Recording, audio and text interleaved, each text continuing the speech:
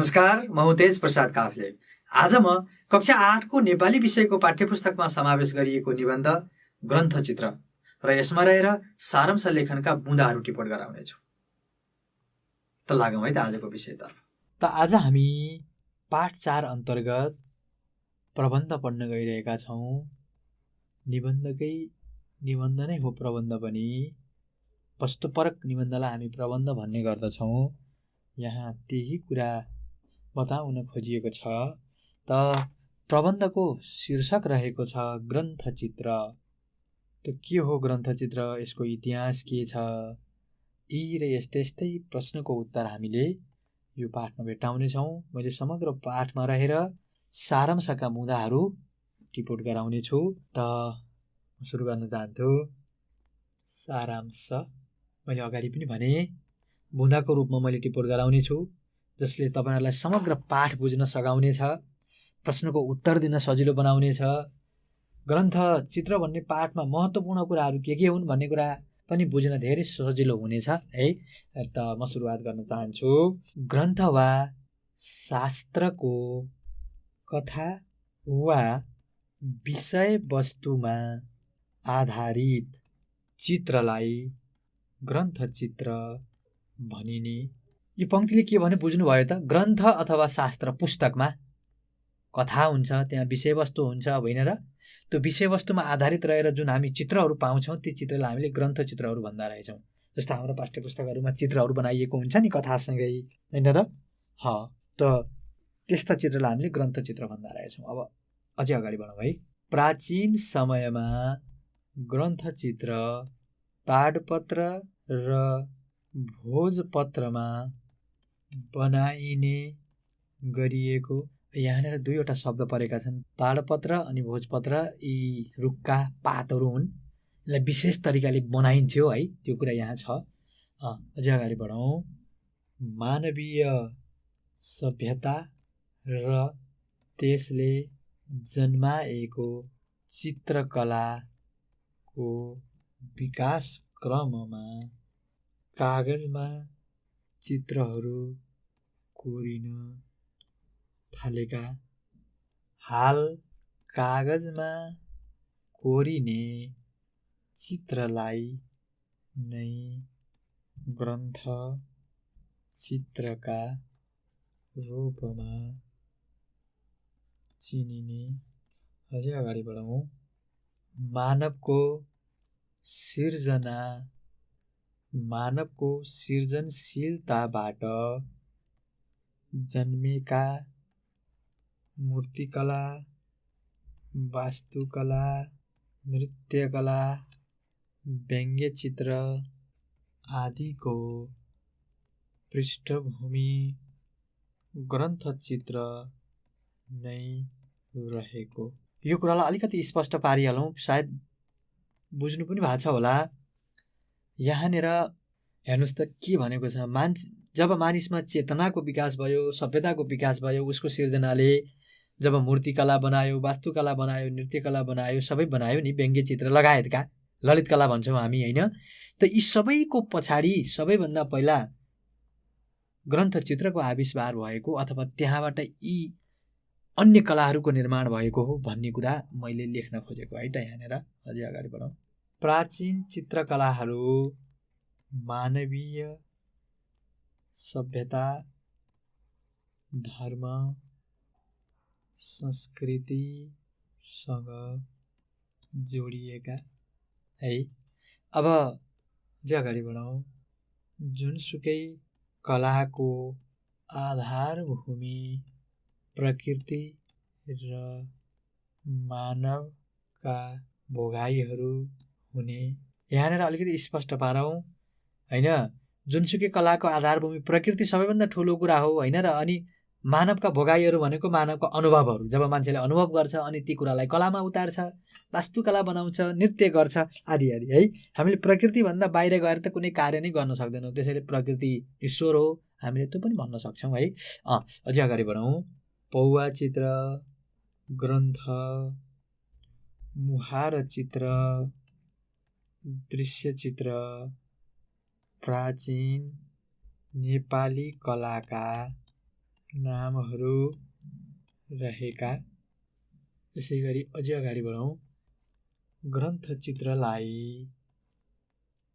ललित कलाको दृश्यभेद मानिएको। अब यहाँनिर ललित कलाका विभिन्न प्रकारहरूमध्ये है ग्रन्थचित्रलाई दृश्यभेद अन्तर्गत मानिएको रहेछ भन्न खोजिएको है। अझै अगाडि बढौँ। प्राचीन ग्रन्थचित्रहरू विषयवस्तु र भावलाई राम्रोसँग मिलाई निर्माण गरिएका है। त्यो समयका चित्रहरू ज्यादै सूक्ष्म रूपमा कोरिएका है। यसलाई हामीले त्यति बेलाको विशेषता पनि मान्न सक्छौँ। एउटा आकर्षणको केन्द्र पनि हो यो है त्यति बेलाका चित्रहरू है। यो विशेषता पनि हो। त्यो ज्यादै सूक्ष्म रूपमा गएर कोरिनु त्यो समयका चित्रहरूको विशेषता रहेको पनि हामीले भन्न सक्छौँ है। मैले यसरी लेखेँ, बुझ्नु होला। अझै अगाडि बढौँ। प्राचीन कालमा ग्रन्थचित्र ग्रन्थको बाहिरी गाथा र भित्री पृष्ठहरूमा बनाइने। यसरी ग्रन्थचित्रलाई बाहिरी र भित्री गरी दुई भागमा बाँडिएको। अगाडि बढौँ।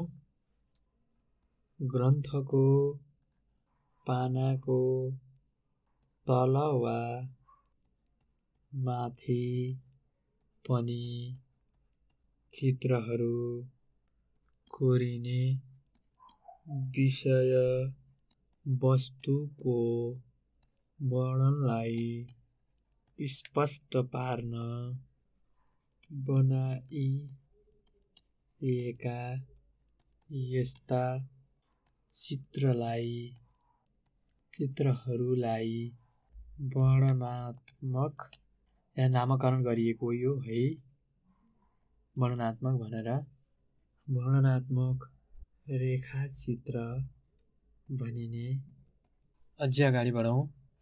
ग्रन्थ चित्रको मुख्य विशेषता विषयवस्तु अनुरूप रङ, कपडा, गहना, मुखको हावभाव, प्राकृतिक रङको प्रयोग रहेको है। यसै गरी अझै अगाडि बढौँ। मुख्य र सहायक देवता एवं राक्षसका चित्रमा रङको फरकपनलाई विशेष ख्याल गरिनु। यहाँनिर स्पष्ट पार्न खोजेको कुरा हेर्नुहोस् त। जस्तो देवता र राक्षस त विपरीत भए, तर पनि बनावट त एउटै हो नि देवता र राक्षसको पनि, होइन र? पक्कै पनि। त उनीहरूलाई देखाउनु पर्दा पनि चित्रमा फरक बनाइदिने के रङको फरकमा विशेष ख्याल गर्ने पनि ग्रन्थचित्रको अर्को एउटा मुख्य विशेषता मान्न सकिने है त भन्न खोजिएको है। यसै गरी अझै अगाडि बढौँ। यस्ता चित्रहरू भोजपत्र र ताडपत्रमा बनाइनु है। अझै अगाडि बढौँ। किराले नकाटोस् भनेर भोजपत्र र ताडपत्रलाई शालिग्रामले घोटी हरिताल नामक विषको प्रयोग गरिनु है। यो प्राचीन समयमा यस्तो गरिन्थ्यो भन्ने कुरालाई यहाँ देखाउन खोजिएको। मैले भोजपत्र र ताडपत्रको कुरा त अघि माथि पनि गरेँ। त यस्ता भोजपत्र र ताडपत्रलाई किराले नकाटोस् भनेर सबैभन्दा पहिला शालिग्रामले घोट्ने। शालिग्राम भनेको बुझ्नु भएको छ, ढुङ्गा हो है। त्यो ढुङ्गाले घोट्ने अनि यो हरिताल नामक विष लगाएर त्यसलाई किराबाट हटाइने त्यो किसिमको एउटा प्रविधि रहेछ है त त्यो बेलामा। अझै अगाडि बढौँ। वर्तमान सन्दर्भमा चित्रले यति धेरै व्यापकता पाउनु प्राचीन ग्रन्थ चित्रकै देन हुनु। यो कुराले के भन्यो एकचोटि बुझ्न सक्नुहुन्छ? हेर्नुहोस् त, अहिले हामीले पाठ्य पुस्तकहरूमा अझ तल्ला कक्षाहरूमा देख्छौँ नि, हामीले तल्ला कक्षाहरूमा बढीभन्दा बढी विषय वस्तुलाई स्पष्ट पार्न शब्दभन्दा पनि चित्र बढी पार्ने हाम्रो जुन चलन छ नि, त यो किसिमको एक किसिमको संस्कार जति माथि बढ्दै गयो चित्र कम हुँदै हुँदै जानु अनि सङ्ख्या बढ्दै जानु, जति तल आयो त्यति बढी चित्रहरू हुनुको पछाडि ग्रन्थचित्रको यो जुन किसिमको एउटा अभ्यास हामीले गर्दै आएका थियौँ विश्वमा र हाम्रो देशमा गरेको कुरा जुन यहाँ मैले वर्णन गरेँ नि, त पाउनुको पछाडि ग्रन्थचित्रको वर्तमान सन्दर्भमा ग्रन्थचित्रको असाध्यै ठुलो हात रहेको कुरा बताउन खोजिएको है त। अझै अगाडि बढौँ, हामी अन्त्यतिर पनि आइसकेका छौँ। अब 1977 10औं शताब्दीमा ताडपत्रमा रचना गरिएको प्रज्ञा पारमिता नाम है त यो प्रज्ञा पारमिता। यो प्रज्ञा पारमिता नामको चित्र सबैभन्दा पुरानो नेपाली ग्रन्थ चित्र रहेको नाम हो यो प्रज्ञा पारमिता भन्ने है। यो यसलाई पनि अलिकति स्पष्ट पारिदिइहालौँ है, अझ सजिलो होला। के हो त यो प्रज्ञा पारमितालाई स्पष्ट पार्न? यसमा यो ग्रन्थचित्र बौद्ध धर्मसँग सम्बन्धित रहेको, यसमा 18वटा बौद्ध देवी देवताका चित्र है, यसै गरी पञ्चबुद्ध, विशेष 5वटा बुद्ध भगवानको नाम भन्न खोजिएको है, चतुसतारा वज्रसत्व जस्ता देवताका चित्रहरू रहेका। त यहाँनिर जुन नाम आयो हेर्नुहोस् त, पञ्चबुद्ध, चतुसतारा, वज्रसत्व भन्नु, यी सबै बौद्ध देवी देवताहरूका नामहरू हुन् है त। ल, त आजको विषयको हामी अन्त्यमा आइसकेका छौँ। त यहाँनिर बताउन खोजेको ग्रन्थचित्र वर्तमान समयमा आएर हामीले जुन किसिमको एउटा नयाँ कलाकृतिमा हामी प्रवेश गरेका छौँ त्यसको जग ग्रन्थचित्र हो भन्ने कुरालाई बताउन खोजिएको हो है। त विषयको म अन्त्यमा आइसकेको छु। म जाँदा जाँदै तपाईँहरूलाई गृह कार्य दिन चाहन्छु। त गृह कार्य रहेको छ, ग्रन्थचित्र भन्ने पाठको सारांश लेख्नुहोस्। त यो प्रश्न रहेको छ, यसलाई गर्नु प्रयास गर्नुहोला। मैले यहाँ बुँदा टिप्पोट गराएको छु तपाईँहरूलाई। यी बुँदालाई एकचोटि राम्रोसँग जोड्नुहोला, पढ्नुहोला र यिनलाई कसरी जोड्नुहुन्छ त्यसमा तपाईँहरूको सिर्जना समेत झल्किने छ। त हामीलाई पत्रचार गर्नको लागि हाम्रो इमेल ठेगाना रहेको छ learning@dearwork.edu.np। त यस ठेगानामा तपाईँहरूले हामीलाई आफ्ना सल्लाह सुझाव र समस्या भएमा इमेल गर्न सक्नुहुनेछ। हस्त आजलाई यति नै, धन्यवाद।